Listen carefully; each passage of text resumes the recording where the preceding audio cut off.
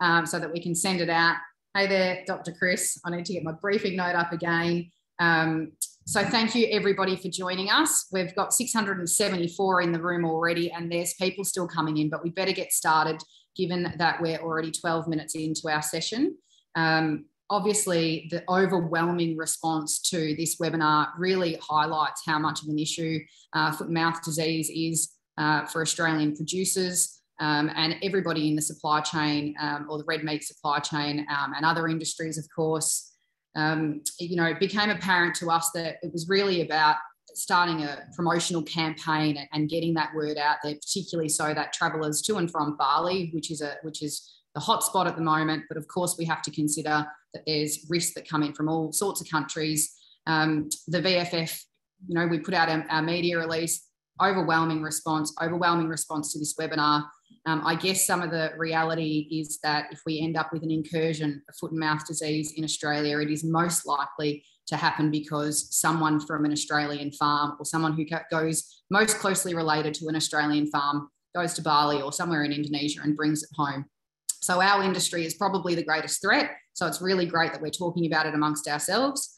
To the point that there's so many people coming into the webinar still. We've had to upgrade our Zoom account 3 times to ensure that everybody could come in, and Telstra very graciously actually made sure that we could upgrade our account and are enabling the webinar to go out to so many people.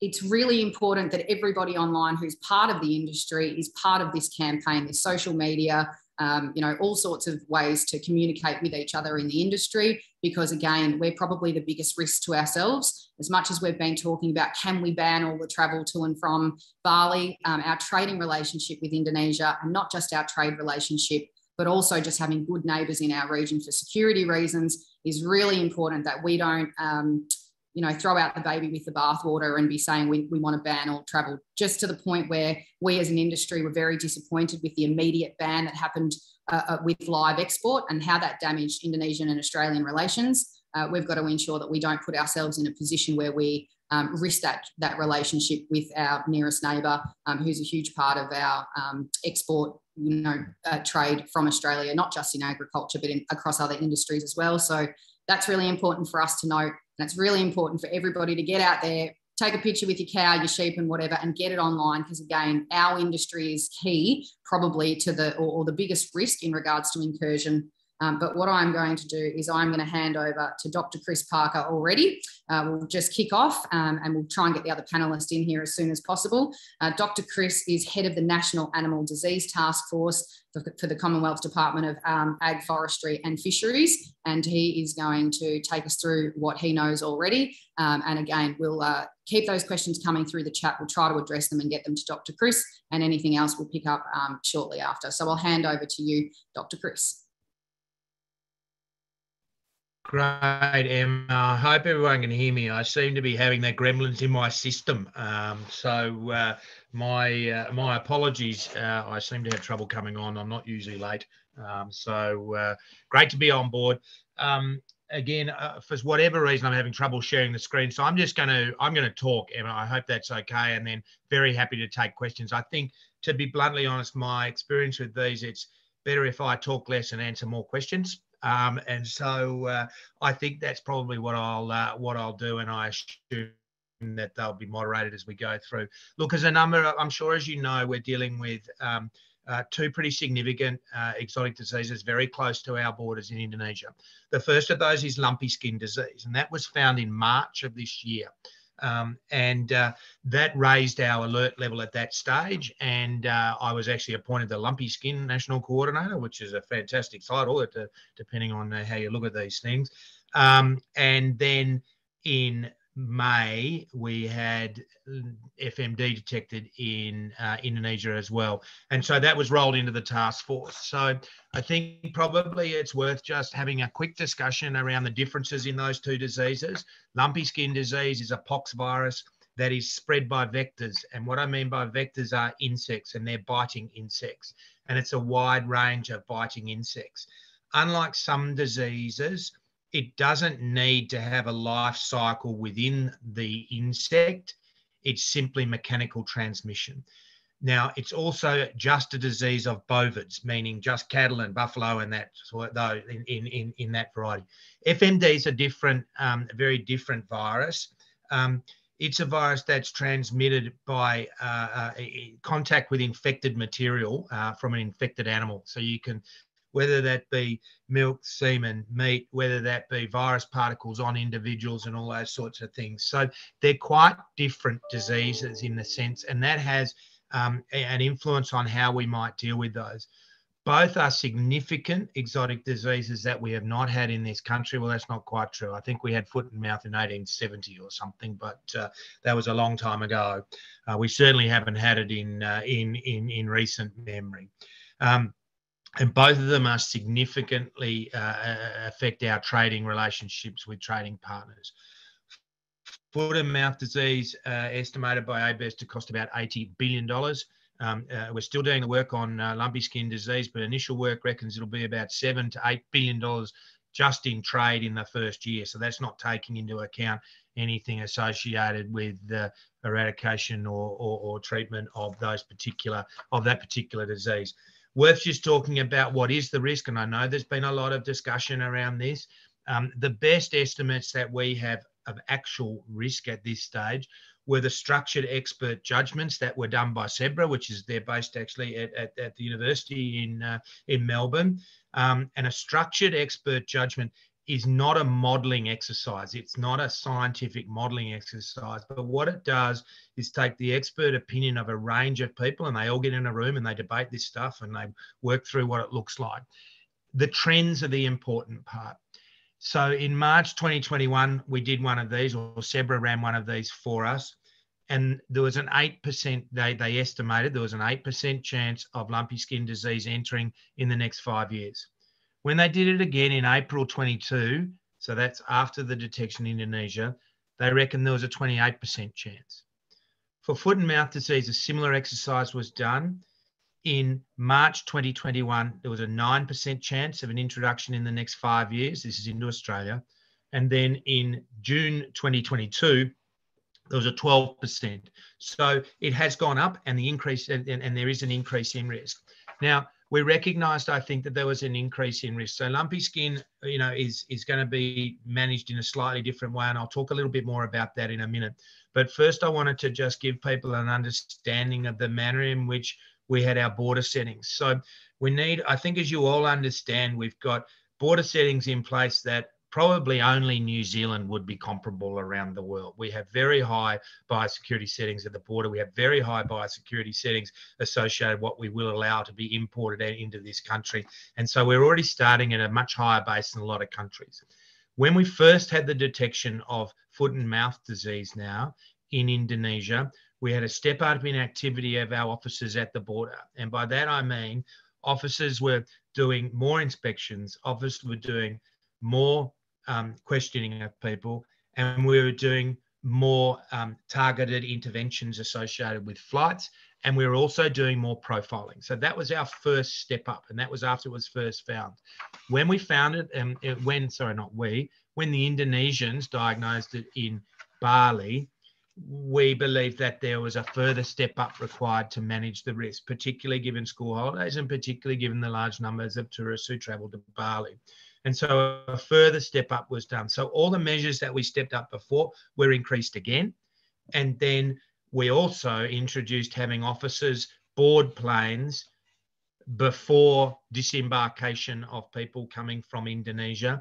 And they played a second awareness message associated with how people's responsibilities were in regard to foot and mouth disease and coming from a foot and mouth disease country. Now, you might ask, well, why are you worried about Indonesia? You've been having tourists and things coming from all these other countries for many years, and they've all had foot and mouth, whether it be China or Vietnam or Malaysia or South Africa or wherever.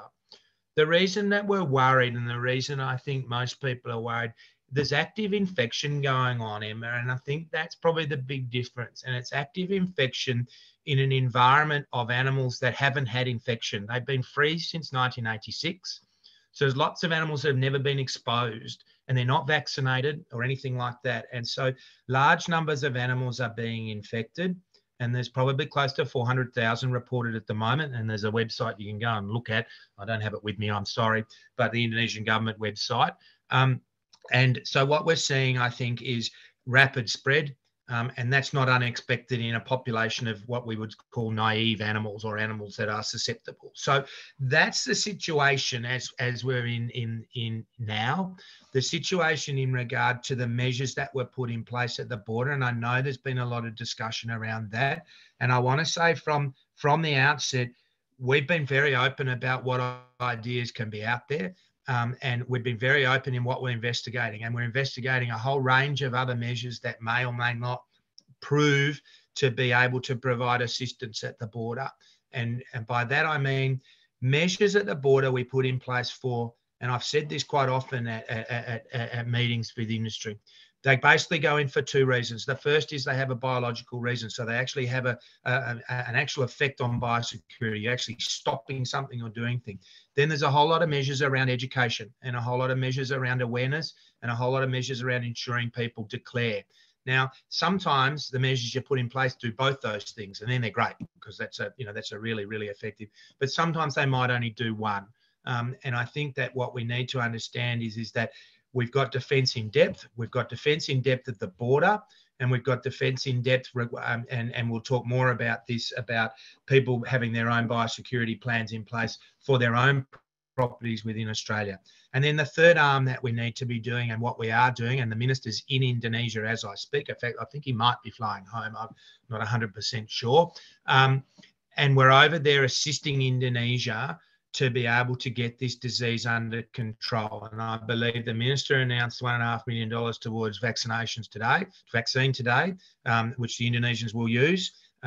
We've also had some work that we've done with MLA and provided some money for a joint biosecurity. So we're looking at a joint biosecurity program. So that'll help improve biosecurity, particularly in the feedlot industry, but also in smallholder farms. We've also provided expert advice in line with Indonesia's requests around both the vaccine program, but also whether they will produce vaccine locally as well. And there'll be a range of other things that will be announced that I'm not in a position to talk about yet. So what we're in the process of doing is stopping it getting in. And that's what I think myself and all my colleagues and all the people working for us at the border are highly focused on. And then we're focused on assisting Indonesia in getting this under control. They won't get rid of it in the short or medium term.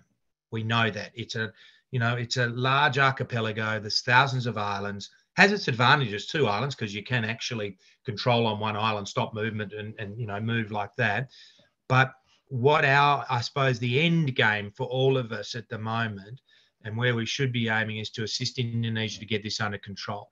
Because once it's under control, there's probably no greater risk than a lot of the other countries where we've been trading with for years and that we've had passengers coming and going for years. But it's the uncontrolled nature that causes us serious concern. And it's that we need to be prepared for and work our way through. Emma, I reckon that's enough from me. I'm really happy to take questions. I hope that's provided, and I'm sure other panelists will fill in some of the gaps that I might have missed or not managed as we go through. I might just ask you just a couple right on the back of what you've said. Please. Okay, Chris. What makes the herd, the flock, whatever, to the point that you made earlier, either a naive or a particularly susceptible cohort of animals? And are we similar here in Australia? So what we would normally see in a country where the disease is endemic is you would have low levels of infection circulating in the population. So there would be levels of immunity in the population to varying degrees, Emma. I couldn't tell you exactly the amount, but you would have those countries would also be using vaccination as well. And so you would have animals that are essentially seropositive for foot and mouth disease. Whether it was a natural infection or a vaccinated infection is immaterial in the sense, but they're protected because they've either had it before or they've got it. And so you would your population has a much larger percentage of seropositive animals, which will give them essentially some protection or quite good protection, actually. In a place like Indonesia, post 1986, where you've got large populations of animals, all their animals, haven't been vaccinated, there's no circulating FMD, they're all seronegative. So they get infected and they often display quite severe signs as well because, again, there's no sort of residual immunity or anything associated with it as well. It's not like all immunity, it's not completely all or nothing, but that's the reason that we've got an Australia's population of animals would be in exactly the same position. We've never had FMD, they've never been exposed, they're naive animals. We would see severe disease, as you do, in naive animals, and we would see unmanaged, it would spread quite quickly like it has in Vietnam. We have a very different setup, including having very, very well developed plans through both the Emergency Animal Disease Response Agreement, where costs are already pre-agreed between industry and the state governments and Commonwealth. And then we've got AusVet plan, which underpins that, where everyone's very clear what their roles are very quickly. And we've also got agreement around some control strategies, including a stock standstill for a couple of days the minute we get it. So I think we would be in a slightly different position as far as spread goes, but that's not to make it any less disastrous in a trade sense, Emma. So the reality is we would know we had an incursion because some farmer's going to go out into his or her paddock and they're going to see potentially symptomatic animals. And then there's going to be a vet that comes along and says, well, these particular symptoms, you know, we better do some testing around whether or not it's FMD. And that would be the first, that's going to be the way that we find out that we have, we've got an incursion in the country. That, or it's at a abattoir, or it's at a sale yards, or it's a sick cow that someone gets called to. You know, there would be a range of scenarios that would come into play, and all of those scenarios we need to remain vigilant to. And so the reason why we're not vaccinating at this point in time is because it's a live attenuated vaccination. We wouldn't be able to tell the difference between whether or not an animal has actually gotten, or, you know, caught foot and mouth disease versus whether or not they've been vaccinated. And that's the pure reason why we haven't started a vaccination program here in this country. So there is, again, a slight difference between lumpy skin disease and foot and mouth disease. So you are correct in regard to lumpy skin disease. The only effective vaccine really at the moment for lumpy skin disease is a live vaccine. If we use the live vaccine, we essentially have lumpy skin disease, and we can't tell trading partners that our animals are negative for lumpy skin disease because they'd be positive. The situation with foot and mouth disease is slightly different. It's a killed vaccine. And what would happen is that we would lose our current trading status. So within foot and mouth disease in its simplest form, you either have foot and mouth disease as a country, you either have foot and mouth disease, but it's under control with vaccination, or you are free of foot and mouth disease. Australia is obviously free of foot and mouth disease, and that means you have a much wider variety of countries you can trade with. You would be able to trade with a large number of countries, but not as many, if you have foot and mouth disease with vaccination. So there's no way in the world we would voluntarily start vaccinating with a killed foot and mouth disease vaccine, because it would significantly change our trading status and those countries that we could trade with. And to the point around how many vaccinations, if we end up with an incursion, do we have ready to go for Australia's usage, you know, if it lands here? So we have a vaccine bank, which we own. It's held in the United Kingdom. It is, at the moment, it has five different serotypes in it. We have the serotype or the type of FMD that is in Indonesia in that vaccine bank. And 1 million doses can be produced in 7 days. That's the contractual arrangements that we have with the company who holds it for us. And then if we required more vaccine than that, we would have to wait a period of time while they replenish the stock, or we would be buying it on the open market. And there are a range of companies that produce that serotype amongst others. But we have 1 million doses available to us within a week, and that's held and owned by Australia. Perfect. And that's, again, it's an industry and state government owned thing, industry, state and Commonwealth government owned thing. and part of the whole response agreement. And if you could just explain, okay, so I've got my cows on my property, end up with foot and mouth disease, vet comes out, tests it, we know that that's what it is for sure. Firstly, are those animals going to be able to be sent off to an abattoir? Because we know that it doesn't affect meat, or would there be a stop immediately? So I find these questions hard to answer because it depends on the circumstances of where we found it. But basically, and I'm sure Megan will be able to provide far better answer to this one than I can. But basically, if I'd rather use my farm, okay? If I and I do have a farm, and I do farm, but if we had it in our cows, right? I'd report it or diagnose it. Probably reported it. It would get diagnosed. It's then mandatory reporting, so it gets reported. There would be an instant. You couldn't move anything on or off. We wouldn't be able to move on and off the property. No vehicles, no nothing. There'd be a whole lot of things because it's an infected property.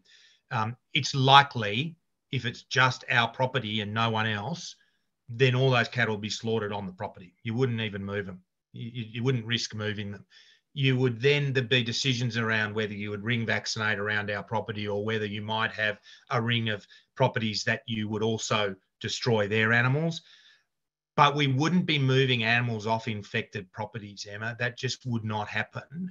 It's just not good epidemiological or managing disease sense. But Megan, sorry, Megan, I'm not stealing your thunder. You'll know way more about this than I will.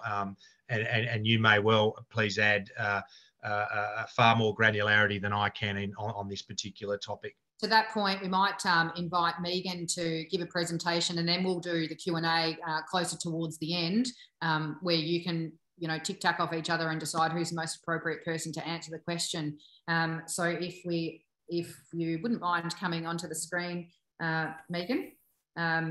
Dr. Megan Scott is the Principal Officer in the Emergency Animal Disease Chief Veterinary Officers Unit for Agriculture Victoria. So thanks so much for joining us, Megan, and we'll let you kick off with the presentation, and then we'll get to the Q&A and ping it out to both of you, and Tony, who's going to join us for a little bit as well. Fantastic. Thanks, Emma. I'm hoping you can see the screen and you can hear me nice and loud and clear. So good evening, everyone. As I said, my name's Megan Scott, and I certainly welcome the opportunity to come tonight and have a chat with you about all of this side of it.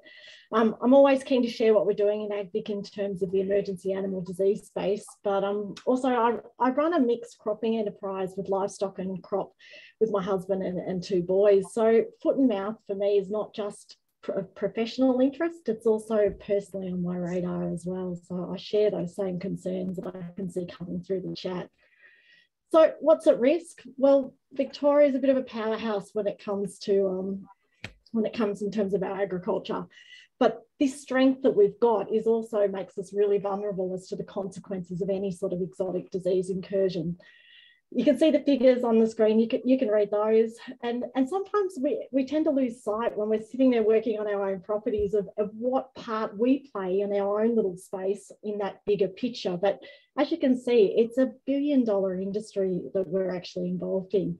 And it's worth noting that 70% of what we grow, produce and see in our paddocks around us rely upon export markets. And this is why diseases like foot and mouth and lumpy skin are of concern. So why are we at risk? And I hate to say it, but Victoria in many ways is the perfect storm for an emergency animal disease outbreak.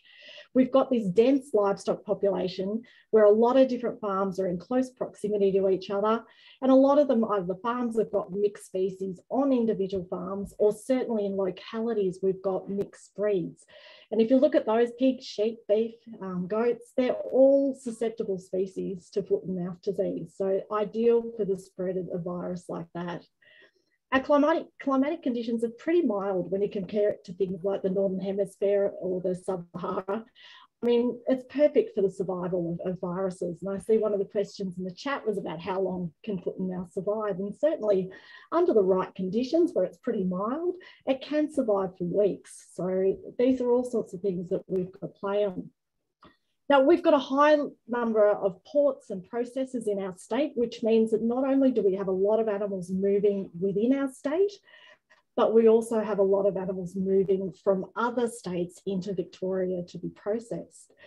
And if we have a look at this map, and might give it a bit of a shock if you haven't seen it before, but this is a map of sheep movements in Victoria in one day. Oh, wow. Each of those little lines. So yeah, it's a few things we're worth thinking about with this. These movements that you're looking at on the lines, they're movements that are to or from properties just like your own, or they're movements from public places that you visit, like sale yards. So what I want you to start thinking about is the concept of two borders. And one of them is the one that Chris and his team manage it federally at the airports and the ports. But that second border is the fence around your property. And it's that control that you've got around the border on your own property.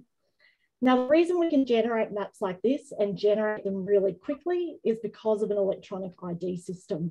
And I did see one of the questions in the chat refer to the old system, which took weeks to trace down individual animals. This thing we can do in a matter of sort of minutes or hours to start to generate these sorts of maps. So electronic ID has been a game changer in terms of that accurate recording. So hang in there as you're standing out the paddocks in the yards, tagging all those sheep and cattle and what have you in the rain in the winter day. Please keep doing it. It really is a critical part of that traceability, which is really important for emergency responses. So when we look at the FND situation prior to April this year, the Indonesian one, what you're looking at is a map here of sort of the distribution of FND around the globe. Now, the dark green countries where you can see we sit nicely as Australia are those areas that are free from FND. The light green are those that are recognised as free with vaccination. And Chris mentioned the fact that they are distinct categories. The grey, though, is what I want you to focus on. And these are areas without an official status. So historically, we had this beautiful buffer sitting between the grey areas where we believe FND is circulating, and in the green, suddenly we've lost that buffer.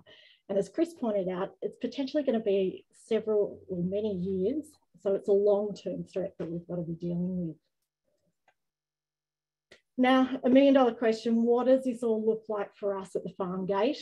And there are national plans that are developed together by industry and government during peacetime.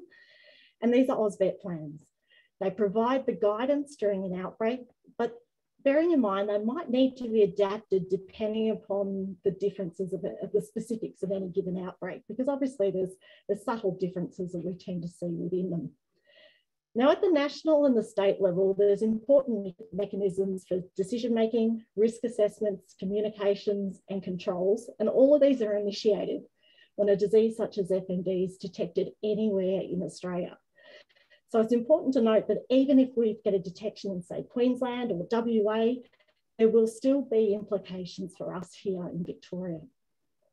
Now, on the ground, all those national decisions, this is essentially where it gets implemented into operational activities. And this is likely to be the part where you're involved in, or you'll see it, or you'll be affected directly by it. The first one of those dot points you can see is quarantine and movement controls. And essentially, we need to stop the spread. And the most effective tool to do that is actually stopping the movements. So if you have a look at the map there, that's actually a picture of avian influenza and the control and restricted areas that we've put in for that. The red zone is what we call a restricted area, and that's where it tends to be all your infected properties.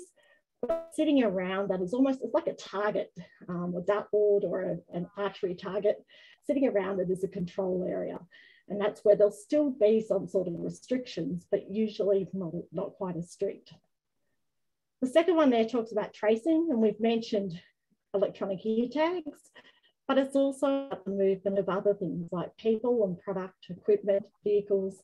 You know, where's the vet been prior to coming to your place? Or where's, you know, the feed truck, the milk tanker? There's all these sorts of movements that happen on a daily basis on a lot of properties that need to be tracked and traced and monitored. Now, worst case scenario, the third dot point there is about surveillance. And it's not just about getting, you know, your vet in to test this and test that. Surveillance can be as simple as you heading out to the paddock and monitoring the health of your own stock. You know your animals better than anyone does. So you're the ones that are best placed to start to pick up on any subtle differences in the way they're behaving or in their general health. Now, look, worst case scenario is if infection is confirmed on your property, there will be a requirement that the general policy at the moment is set that there'll be what we call the 3 Ds. So destruction, disposal, and decontamination. And again, it's all about reducing the amount of virus that's sitting in the environment and minimising the risk of spread onto healthy animals. Now, vaccination, we've touched on that a little bit already, and it may or may not be used depending on the outbreak, and it will need to be used strategically. So it all depends on the type of outbreak that we're dealing with, and those sorts of factors will, where is it detected, how many farms are affected, how effective are the control measures that we've already put in place? Are they working? Do we need to vaccinate? Well, there might be a scenario where we don't need to. So all of those sorts of things need to be taken into consideration. Vaccine is only one tool that we've kind of got in that toolbox of disease control. I want to touch on vaccine again a little bit later, but it's important to understand that the vaccine is unlikely to be available on day one of an outbreak. I think that's really, we need to set that expectation early. And there is likely, as Chris pointed out, we've got 1 million doses ready to roll, but we have a lot more than 1 million stock. So it's going to be critical in the way that we use that vaccine because of that initial limited supply of doses. Now, look, all going well, proof of freedom is that stage at the end when we believe the outbreak's been contained and we need to actually sit back and prove as a nation that we've eradicated foot and mouth virus. So you'll notice this on your properties. There'll be lots of testing, lots of surveillance, lots of monitoring in that space to provide that evidence. So in terms of preparedness, well, what are we doing? And the top 3 dot points there are things that we've been doing for years and hopefully familiar with them. So we've talked about traceability, but there's a whole lot there in terms of disease surveillance programs as well. AgVic runs a program called the Significant Disease Investigation, and it supports private vets to provide subsidised testing for emergency animal diseases or for unusual disease events on your properties. Now, we still have vets in the department, I'm pleased to say, so they're certainly there and available to help you as well.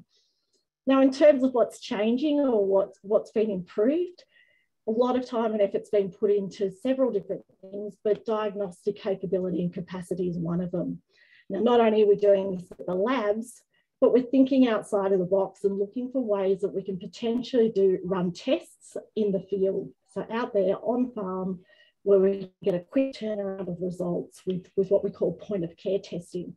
Now, this is only in trial at the moment, but potentially it helps solve that issue of that early detection, because that's critical in terms of getting on top of a disease outbreak, particularly with something as contagious as foot and mouth. Now, plenty of training and exercising going on, and tonight's a fantastic example of that.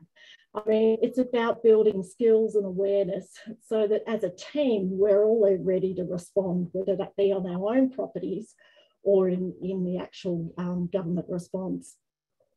Now, contingency planning, I'm hoping you're not surprised by any of this. We're reviewing our existing plans so that they're contemporised, they're based on what current knowledge is, but also developing new plans which match some of the challenges that we're starting to find and some of those gaps that we recognise still exist. But a lot there in terms of mass disposals, zonings, livestock standstills, and obviously communications is always critical, and it's constantly changing in terms of the social media and the avenues that we can do that. Now, we know the importance of EADs. It's a national response. Therefore, it's important that Victoria is represented at that national planning.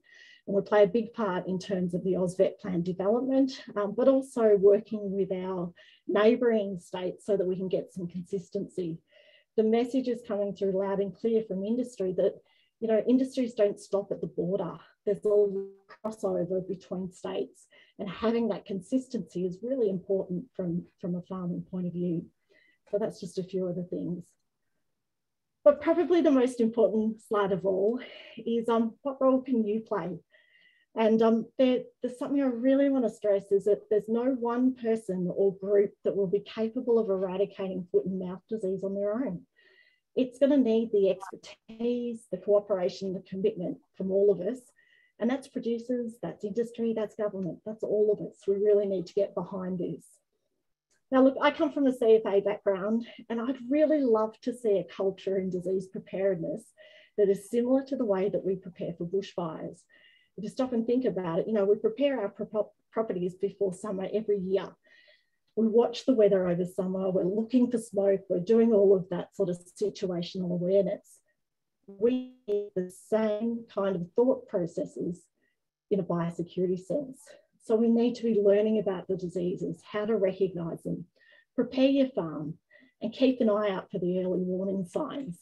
Now, look, I know it's not as easy as spotting a smoke signal. That's kind of a little more obvious, but nonetheless, you know, that lame animal, that unusual death, that could be your early warning sign that you're getting. So it's important that we're alert to that.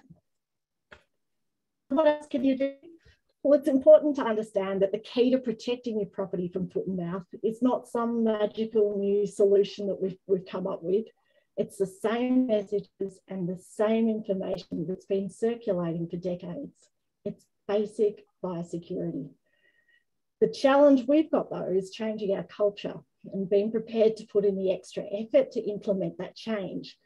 Now, I fully accept that some of it's inconvenient, some of it involves extra cost, but this is the reality of keeping our agricultural enterprises safe. Now, biosecurity plans have been touched on already. Please don't make it just a tick in the box kind of thing that you go along and do. Really think about how you can practically implement what is almost like a quarantine type situation on your farm. You know, could you set up internal paddocks so that your stock are away from boundary fences? Could you have a second entrance so that you could use those for deliveries? Or could you set up a receivals point for deliveries at the front gate rather than having everyone drive up near the sheds or the livestock areas? It's about thinking how you can sort of self-quarantine your own property. We've talked about looking for the signs, and you will get sick of this, me banging on about this 1-800 number. Please pop it in your phone while we're talking this evening. I had one of my clients refer to it as his panic button. That was how he had it saved on his phone. I don't want you to panic, but seriously, that number is there to help you, and it's a national number. So please do record that one somewhere where you've got access to it. We talked about records, health statements, know what you're purchasing, ask questions. And it's been great to see that last dot point. There's been a lot of work and some really good publicity around just the basics. Have clean boots, wear clean, clean clothes, within reason. Or better still, just have a pair of boots that are the ones that stay on farm. When you duck down to your local agro, or if you head to the sale yards, wear a different pair of boots. It can be as simple as that. Little things can actually make a big difference. But again, it comes back to that, the whole concept of controlling the border that is at your fence line. Now, I've seen a few questions coming through the chat, so if you don't mind, I might try and start to answer some of them in the next couple of slides. Have you got more slides for us? Yeah, just a couple which will address some of those. I can see a bit of a pattern coming through the questions. Yeah, same. And I've been dismissing some of the ones that are similar or that you're saying. And what we will do is we'll absolutely make sure that all of these questions, if they're not answered within the webinar, we're actually going to come to you guys to get those responses and email them out to everybody. But maybe I can start asking. The first question I had, and it's in the chat here. You mentioned, like internal fencing. What's the distance? And that's one of the questions that's in here. What's a meaningful distance?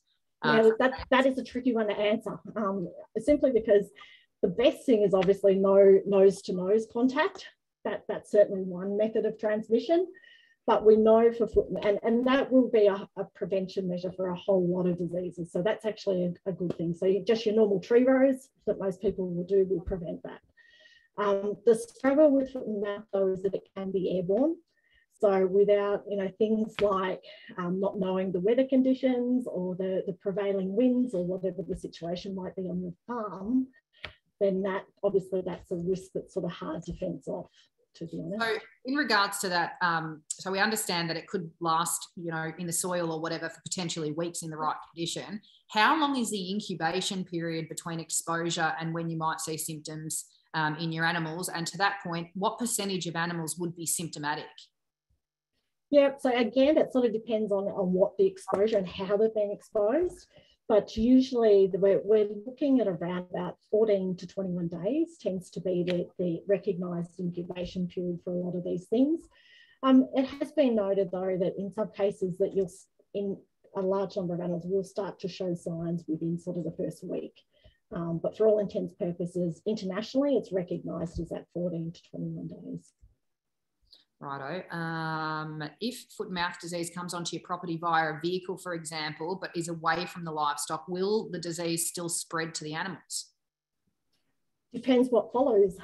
So if that vehicle's carrying something and deposits, say, the contents of, you know, mud, contaminated mud or what have you on your area, and then you go and walk your milking herd across that, or you move across it and then carry that towards your animals, that is a possibility. It's lower risk, but it's certainly a possibility, which is why we try and suggest keeping people away from your livestock areas. And to that point, trying to manage, you know, different animals and different species, it's for cloven hooved animals. So horses and donkeys and mules are not a problem. Can you explain to us about like the camel species and the wild camels? Are they going to be a risk to spreading it? Because we know that they can get it even though they're not cloven hooved animals. And then to that point, deers, dogs, kangaroos and birds.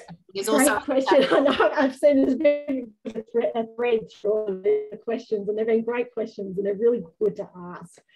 So they're not recognised as primary spreaders. Sometimes I'll refer to what we call a mechanical spreader. So a bit like the wheels on your tractors, your vehicles, those sorts of things, they can pick up and mechanically move it from one place to the next is the risk. Other things I like your feral pig species, there certainly has come up in conversation, and they are certainly recognised as a possible transmitter. And certainly they're factored into the planning that we're looking at. Obviously much harder because there's no fences, no boundaries, no easy way to catch them. But there's certainly something that we're considering in that planning that we're doing, both nationally and within Victoria. So birds, not a carrier? Birds, no, not a carrier. Migratory birds, I saw that one, not a problem. Okay. We can at least avian influenza and a few other things, but let's leave that for another discussion. Okay, so what are the protocols that apply to the local sale yards and truck washers? And will we be adding truck washers? What things are we actually doing in preparation from that kind of control perspective? Yeah, and that probably ties in really nice with the slide up at the moment in terms of a livestock standstill. So initially in a response, we'll be looking at likely the first 72 hours will be at some sort of a livestock standstill, which is stopping the movement of all live animals. Now, sale yards, as part of that, we're working with them to have sale yard plans. So the intent of that is that they have a plan ready for any sort of incident or outbreak, because essentially what will happen, the livestock will remain stationed at the site initially, but you as visitors to the sale yard or what have you will be permitted to move off. Now, notwithstanding that there'll be some cleaning and some decontamination to allow that movement, but obviously we won't be quarantining people inside at sale yard. So we are working with them to develop these sale yard plans, which, you know, they're a pretty key part in the whole process. And I guess the same is for transporters. Is it, you know, work being done with transporters also? Yeah, we're working really closely in terms of all of those sorts of key stakeholders and interest groups, because again, obviously in terms of the livestock standstill, any sort of livestock in transit, we need to be managing those, and that'll be a process where they will be working with those transport companies to look at safe ways to continue either the movement of those stock for slaughter or to a safe site where they're not going to pose a risk. So now to the point around slaughter, and perhaps if Dr. Chris wants to come online as well, and then we will give Tony Ma some time to make some comments about what the NFF's been busy doing. Can we have an explanation of the compensation scheme, please? So in the event, and I'm happy for either of you to take that question, in the event that we do get an outbreak, how are producers going to be compensated if they have to slaughter their animals? And secondly, how many funds have we got available in compensation funds before we simply run out?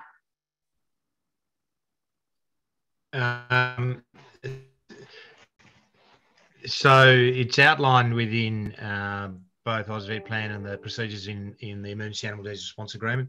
There is a formula which is worked out to how they're going to compensate animals, which does take into account those that are higher value. And it's from memory. And Megan, please correct me if I'm wrong. It's actually a value that's taken before the outbreak, so it's not actually a value during the outbreak as such. So recognising there's probably going to be a reduction in value of livestock associated if there was that to go. From a Commonwealth's perspective, having many years ago been involved in negotiating this, there's contingencies within Treasury for this, and a number of industries that currently have zero-based levies from my memory from being in South Australian Farmers Federation and involvement in those industries. Essentially Commonwealth and state governments will probably pay for it in the first instance, and then industry is going to have to pay back their component. And essentially that's practically how it works. And that's how it's worked in the past where we've had these sorts of arrangements where industries have collected their money after the fact and provided that money going through. So, Megan, I hope I've got that basically right. And I think that's probably a level of detail that might be a bit high, but you might have something to add. That's fantastic, Chris. It's probably worth recognising that Emergency Animal Disease Response Agreement, or EADRA, you can see that online. It's publicly available, so that there's no secrets in behind all of that. It does cover livestock products and any sort of items that have been part of the disease control measures. Probably worth noting what it doesn't cover is consequential losses, which is obviously another part of it. Given that we've got two pretty spiffy vets online, this is probably a really basic question that most producers really want to know about. What are the symptoms going to be in our stock? Yeah, I'm more than happy to take that one. The classic signs that we tend to see from a distance will be sort of lameness or drooling. And when you get up closer and you actually start to take a closer look at the mouths and the feet of these animals, as you'll, in the very, very early stage, you might notice a little bit of blanching or a blister. If you're lucky, more often than not, what you'll start to see sort of an erosion. So imagine a blister that's popped, you're left with that sort of erosion or that lesion in the mouth, on the tongue, between the hooves and on teats tends to be the other spot. Appreciating feet can be hard, and trying to tell the difference between that and some of your other foot problems are pretty difficult. But when they get particularly bad, you can start to see things like tongue sloughing off, so that skin, almost like a layer of skin peeling off the tongue, and these open red raw lesions that are left behind. And Emma, I just want to come in very quickly. Let's not forget about lumpy skin, okay? And you'll see lumpy skin, so that's a pretty good sign, lumps on the skin. Yeah. But the animals are often are also febrile, and they're not very comfortable, they're not doing well, those sorts of things. So again, they're off, but lumps on the skin is the most likely thing you'll see. One question there was a question in there, what are we doing about lumpy skin? There is a national action plan, preparedness plan, that's in the process of being done now. We've had 2 workshops associated with the consultations around that plan. That plan's on our website. It's public. We've got another trade-based workshop next Tuesday, and we'll have another one around recovery resilience after that. And that's actually outlining what that plan has, what are the actions in that plan, and who's going to do those actions. So we are progressing that, and it's the plans for lumpy skin disease, to be blunt, are not as well advanced and not as well understood as what they are for foot and mouth disease, which we've been doing for probably nigh on 20 years, I reckon, Megan. We've had all sorts of things associated with foot and mouth disease. Lumpy skin, we haven't. And that's why we're putting a lot of effort into getting a preparedness plan up and running. So it just answers a few questions in the Q&A. Sorry, Tony. And Tony, pop your screen on. We'll give you a little chance to speak here. I assume the fact that we haven't had people dropping off, they are interested for us to continue to answer the questions. I just wanted to ask one thing before we get to Tony. In regards to this stopping of stock movement, if there was everybody stop, milk tankers, are they still coming to pick up milk? Oh, sorry, Chris, what's up? I don't mind. Megan, you go. Sorry. No, that's all right. Sorry. Livestock standstill, is essentially the movements of live animals, but what you'll tend to find is very quickly after that's instigated that individual jurisdictions will also implement what we call control orders, which will then have restrict the movement of other things such as the limit tankers, livestock products and those sorts of things. So there will be expect restrictions. Yeah, and one of the questions was about wool. So we can assume that there might be restrictions about wool products moving off farm as well. Yeah, as those control orders get implemented, yes. Okay, and finally, I can answer one of the questions that are in there before we go to Tony.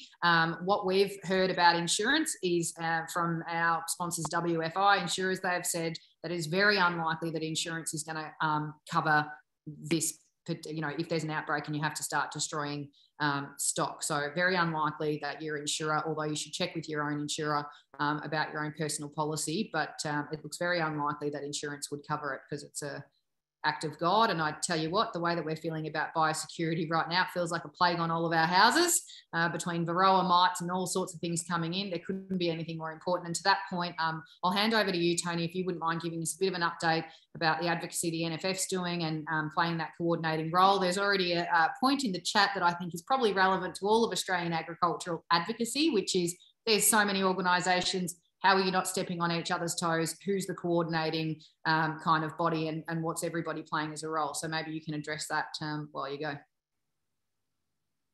You're on mute as per everybody for the last 3 years. Or maybe okay, sorry about that. After evening, Emma and everyone, thanks for having me on. Thanks, Megan and Chris. I've actually picked up a lot in your conversation. So, Emma, I'll go straight to the point around what NFF's been doing and the point you make about the risk of over communication and duplication of efforts.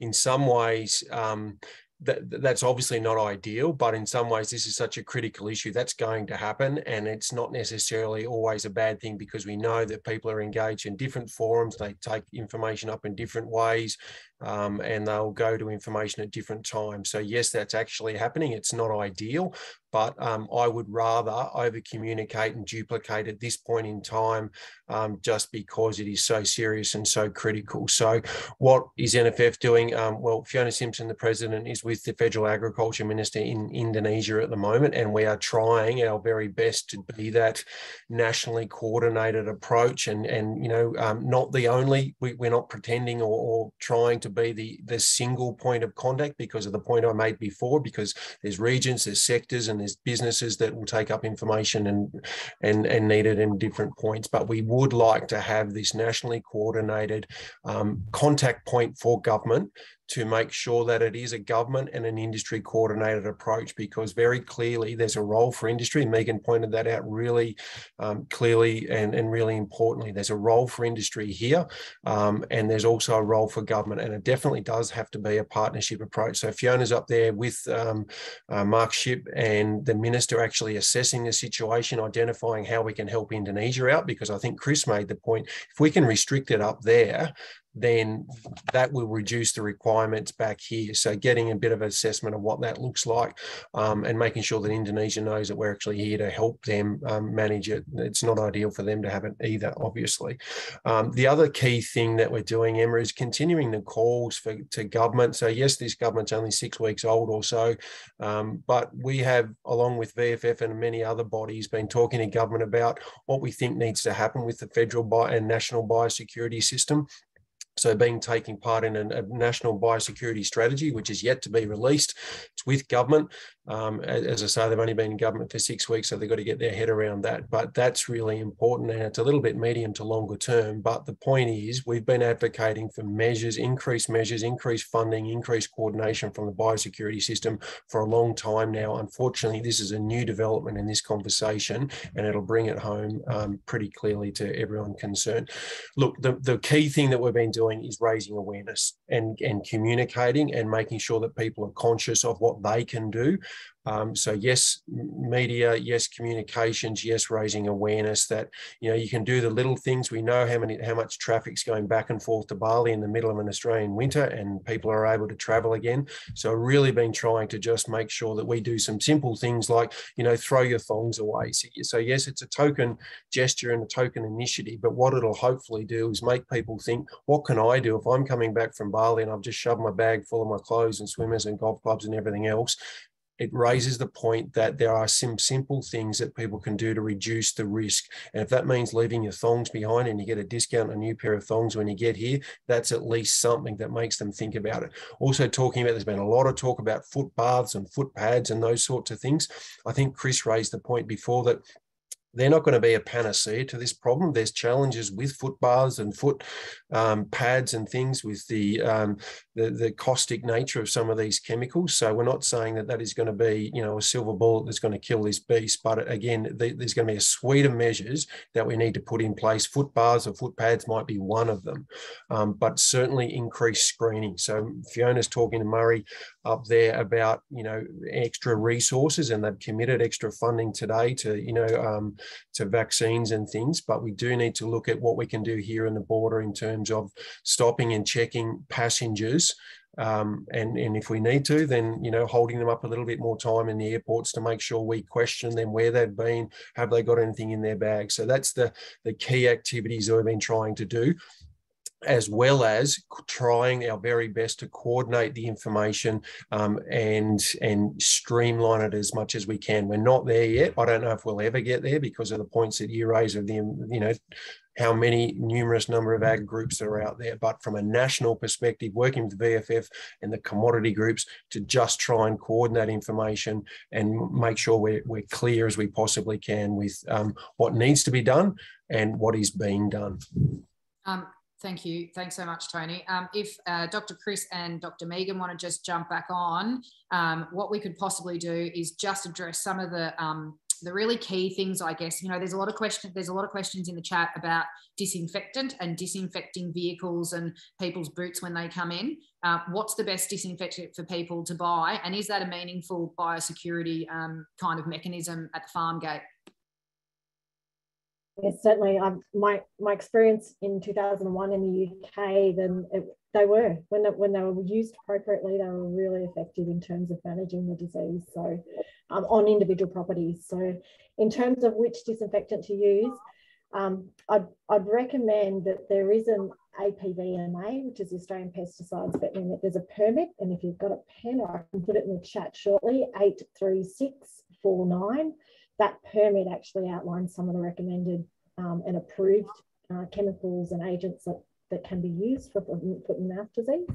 And also the AusVet plan, there's a whole decontamination manual which provides guidance along those lines as well.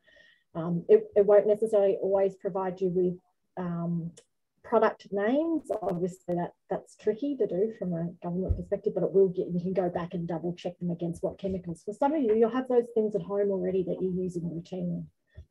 All right, the VFF will follow that up and flick that out to everybody who's registered onto the webinar, which we're allowed to say the product names for a healthy sponsorship fee from some of those chemical organisations, I'm sure.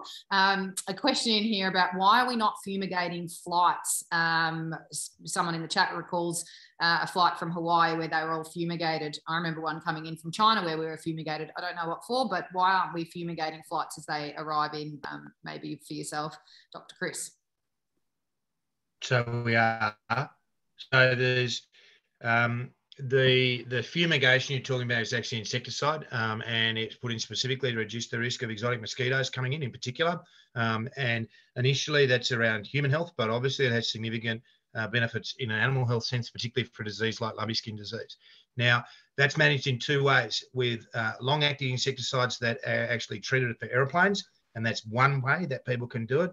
The airlines can actually treat in the country and have it sitting in there, or where we've got airlines that aren't under those agreements, you still get the quarantine biosecurity officer walking down and spraying. And I think there's only 2 airlines that still occurs on. Okay. Feed and crops, are they any risk for transmission?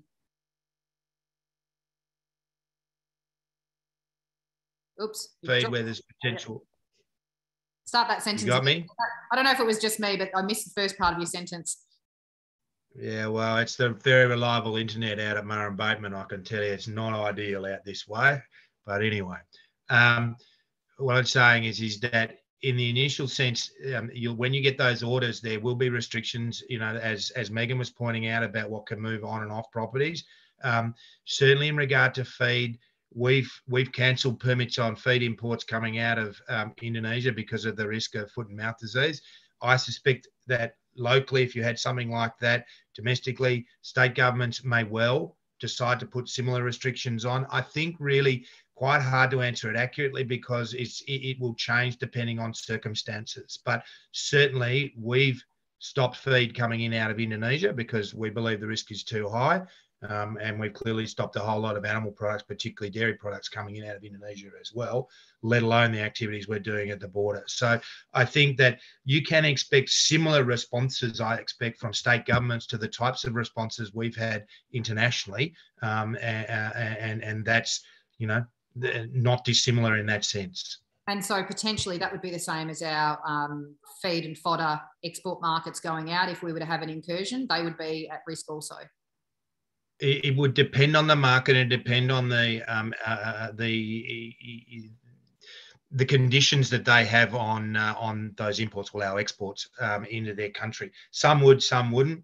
Some might introduce, but we need to recognise that given Australia's attitude to biosecurity, quite rightly, over many, many years, with very strict biosecurity in place to ensure we don't introduce products that have disease.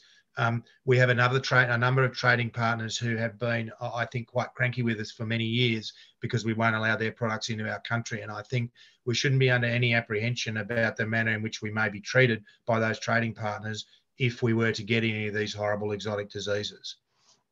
Okay, and what I'll do now, and literally there have been nearly 190 questions come through the chat, and obviously we can't get to them all. Some of them are very similar. We will go through and get them all together, coordinate you guys to give us some answers to them and get that out to everybody. But was there anything that any of you saw in the chat that you thought you'd like to answer before we wrap up?